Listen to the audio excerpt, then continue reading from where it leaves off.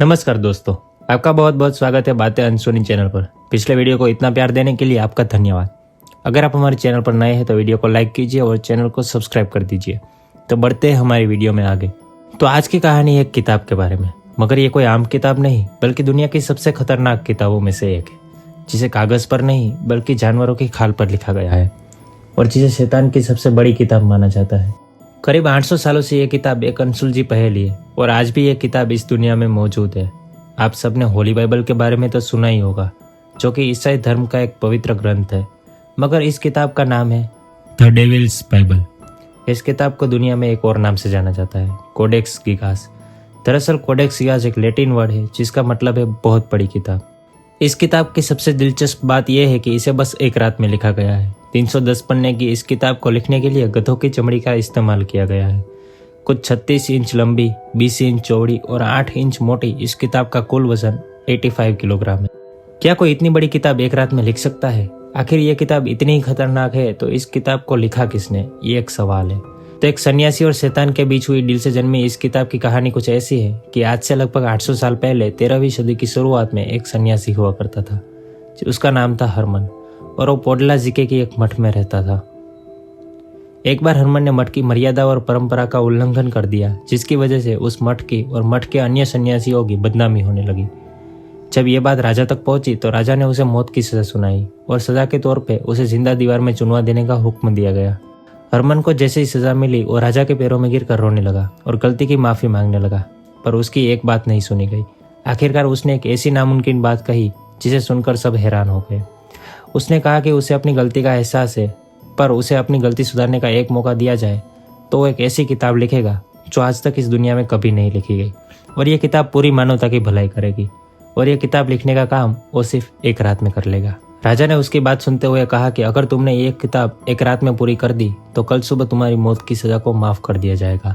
उसके बाद हरमन ने किताब लिखना शुरू किया और हरमन पूरा मन लगाकर यह काम करने लगा। धीरे धीरे वक्त बीतता गया और जब आधी रात हो गई तो उसे एहसास हुआ कि यह नामुमकिन है और वो इस किताब को सुबह होने तक पूरी कर ही नहीं सकता। ऐसे ही वक्त बीतता गया और उसे कोई रास्ता सूझ नहीं रहा था। इसी असमंजस में उसने एक ऐसा काम कर दिया कि जो शायद वो ना करता तो इस किताब का कभी जन्म ही नहीं होता। आमतौर पर इंसान जब किसी मुसीबत में होता है तो अपने ईश्वर को याद करता है, पर उस सन्यासी ने शैतानों के देवता लूसीफर को याद किया और आधी रात के बाद एक विशेष पूजा प्रार्थना की और शैतान को अपने पास बुलाया। क्योंकि हरमन एक पहुंचा हुआ सन्यासी था तो उसको ये करने में कोई दिक्कत नहीं हुई और शैतान उसके पास आ गया। इसके बाद हरमन ने शैतान से कहा कि वो इस किताब को सुबह तक पूरी करने में उसकी मदद करे। तो शैतान ने कहा कि वो सुबह तक इस किताब को पूरी कर तो देगा, पर उसके बदले में उसको क्या मिलेगा। अब हरमन के पास शैतान को देने के लिए कुछ था नहीं, तो वो अपनी आत्मा शैतान को बेचने के लिए तैयार हो गया। सन्यासी और शैतान के बीच ये समझौता तय हो गया और उसके बाद वो रात बीतती है और सुबह जब वो सन्यासी उठता है तो उसके सामने गधे की चमड़ी पर लिखी ये किताब थी। हरमन ये देखकर खुश हो जाता है। फिर जब उस मठ के अधिकारी वहां तक पहुंचे तो वो भी इतनी बड़ी किताब को देखकर दंग रह गए। मगर जब उन्होंने इस किताब को खोला तो उसके पहले ही पन्ने पर एक शैतान की तस्वीर थी। उस शैतान का शरीर इंसान जैसा था, पर उसका मुंह एक राक्षस जैसा था और उसकी 2 जुबान थी। उसके हाथ और पैर में बस 4 उंगलियां थी और उसने एक विशेष प्रकार का कपड़ा पहन रखा था जो कि रॉयल्टी का प्रतीक है, और ऐसे कपड़े सिर्फ शाही लोग पहनते थे। तो होना हो ये तस्वीर शैतानों के देवता लूसीफर की थी। इस किताब को लिखने और उसकी शिल्पकारी के लिए लाल, पीले, हरे और सुनहरे रंग का इस्तेमाल हुआ था। इस किताब में पूरी बाइबल लिखी गई थी। शैतान को बुलाने का, उसकी पूजा करने का, काला जादू भी लिखा हुआ था।